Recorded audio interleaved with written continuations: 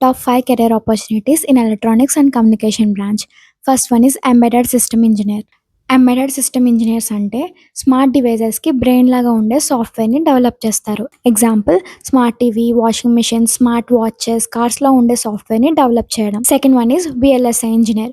VLSI engineers mobiles, phones, laptops and కంప్యూటర్స్లో use అయ్యే చిప్స్ని డిజైన్ చేస్తారు. ఎగ్జాంపుల్ క్వాల్కమ్, ఇంటెల్, ఏఎండి లాంటి కంపెనీస్లో చిప్ డిజైన్ చేయొచ్చు. Third one is communication engineer. Communication engineers నెట్వర్క్స్ని డిజైన్ చేసి ఇన్ఫర్మేషన్ ఫాస్ట్గా, సెక్యూర్డ్గా ట్రావెల్ అయ్యేలా చూస్తారు. Example 5G, 4G mobile networks and satellite communication systems. Fourth one is robotics and IoT engineer. Sensors, electronics and సాఫ్ట్వేర్ని use చేసి smart devices and రోబోట్స్ని develop చేస్తారు. Example smart home devices, industrial automations and delivery robots. Fifth one is software engineer. ECE students software ఫీల్డ్లోకి కూడా ఈజీగా switch అవ్వచ్చు.